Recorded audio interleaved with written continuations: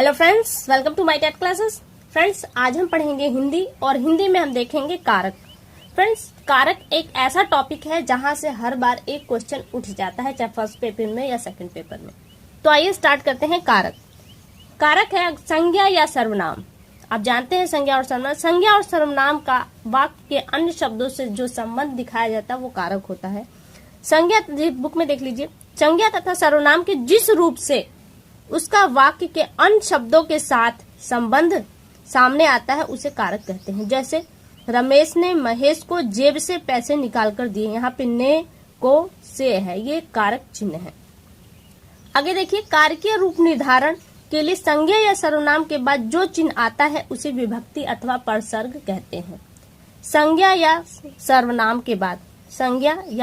के बाद जो विभक्ति चिन्ह आता है कहते हैं उसे विभक्ति अथवा परसर्ग कहते हैं।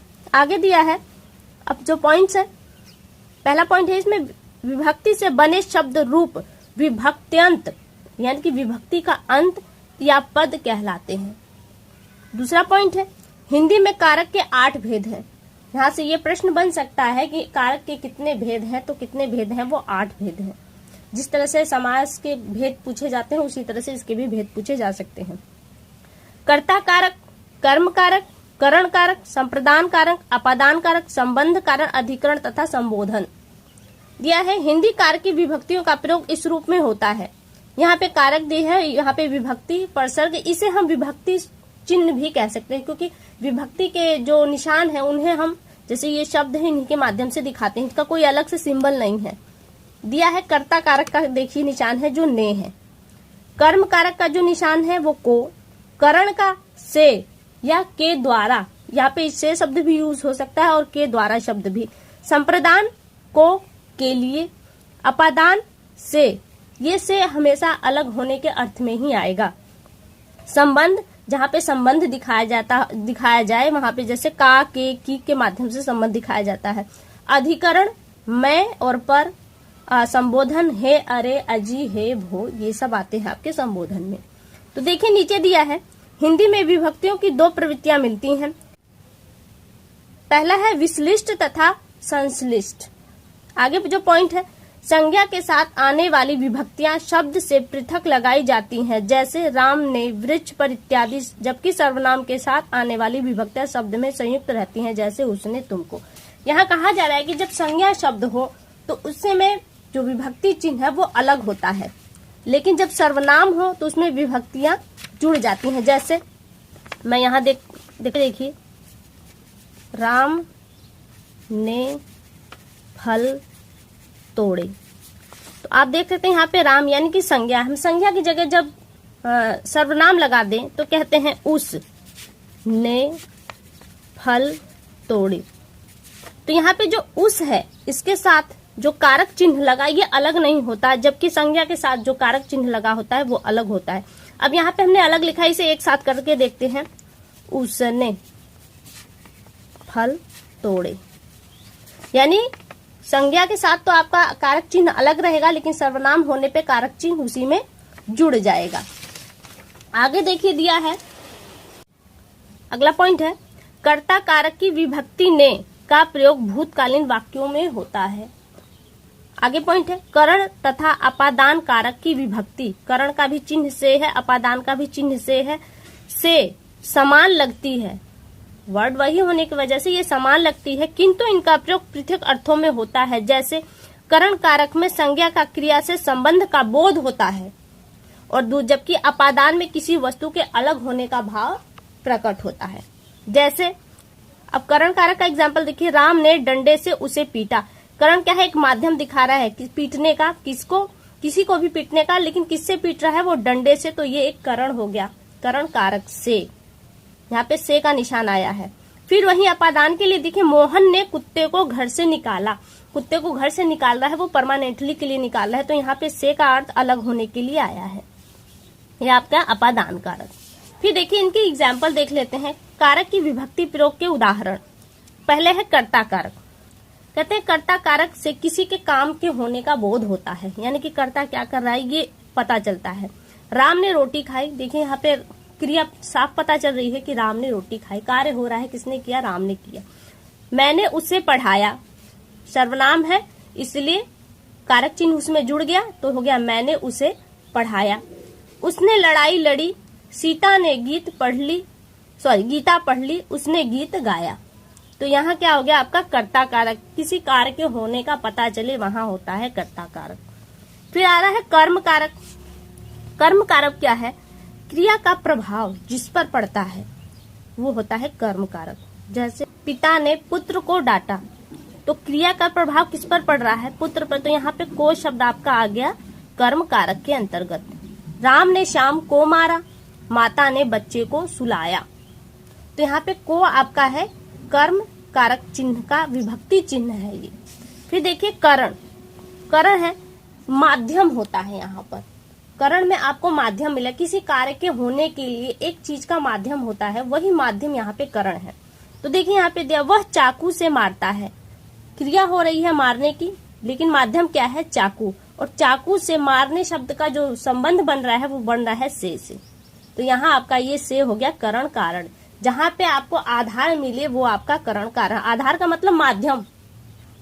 उसने पेड़ को कुल्हाड़ी से काटा, पेड़ को काटा गया, किससे काटा गया? कुल्हाड़ी से। तो यहाँ पेड़ को कुल्हाड़ी से, तो इन दोनों का जो संबंध दिखाया जा रहा है वो को के माध्यम से दिखाया जा रहा है।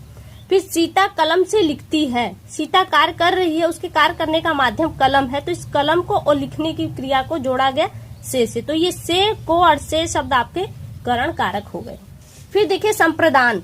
संप्रदान कहाँ से कैसे होगा? उसने लड़के को मिठाई दी, जहाँ पे देने की क्रिया हो, दान।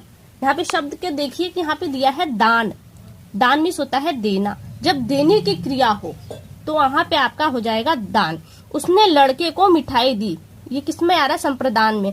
देने की क्रिया हो रही है, लड़के ने क्या दिया? मिठाई दिया। एक मिठाई को लड़के के शब्द के माध्यम को जोड़ा गया को से, तो यहाँ पे को आपका संप्रदान में आया। वह मुझको रुपए दे रहा है, देने की क्रिया हुई है, किसे जोड़ा गया? सर्वनाम को से रुपए को जोड़ा गया।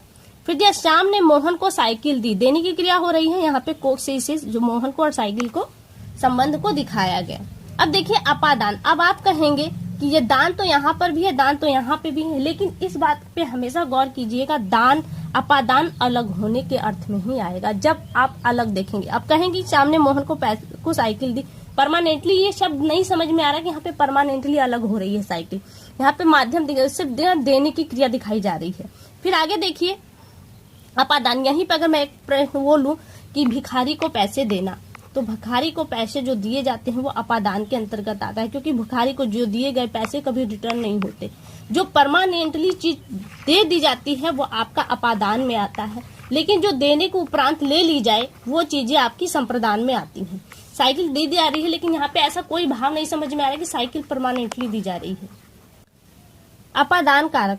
हिमालय से गंगा निकलती है, कहाँ से निकल रही है? गंगा हिमालय से निकल रही है। अब क्या गंगा फिर लौटकर हिमालय जाएगी? नहीं जाएगी ना, परमानेंटली अलग हो गई। फिर वह छत से कूदा, छत से बच्चा कूद गया, बच्चा चाहे जो भी हो, फिर क्या वो छत के ऊपर कूदेगा? नहीं कूदेगा ना, तो यह परमानेंटली छत से वो अलग हो गया। फिर शोर सुनकर वह घर से बाहर आ गया, घर से बाहर निकलना अलग होने के भाव में है, शोर सुनकर निकला है वो। फिर दिया है वह नदी से पानी ला रहा है, नदी से पानी अलग हो रहा है। वह बाजार से सब्जी ला रही है, तो यहाँ पे अलग होने के भाव दिखाए जा रहे हैं से के माध्यम से, तो यह आपका हो गया अपादान कारक। फिर आगे देखिए संबंध कारक है। संबंध कारक जब संज्ञा या सर्वनाम के जिस रूप से किसी अन्य शब्द उसका संबंध दिखाया जाए तो वहां होता है संबंध कारक। जैसे यह राम की किताब है, किताब का संबंध किससे दिखाया जा रहा है? राम से। तो यहाँ पे वो कौन सा माध्यम जिससे हम संबंध को दिखा रहे हैं वो है कौन सा कारक चिन्ह है? वो है की। तो यहाँ पे की क्या है? आपका संबंध कारक, संबंध को ही दिखाया जाए। यह प्रेमचंद का उपन्यास है, ये क्या हो गया आपका? यहाँ पे का संबंध को दिखाया जा रहा है ना, उपन्यास किसका है? प्रेमचंद का, ये प्रेमचंद का। अनिल सुनीता की बहन है, संबंध दिखाया जा रहा है अनिल सुरेश से, किसका? उसकी बहन का। तो किससे दिखाया जा रहा है? की के माध्यम से। तो ये हो गया आपका संबंध कारण। अब आता है आपका अधिकरण। अधिकरण तुम्हारे घर में 10 लोग हैं, जहाँ पे आधार मिले, किसी चीज का आधार मिले, संज्ञा या सर्वनाम का आधार मिले, तो वहां पे होता है आपका आधार।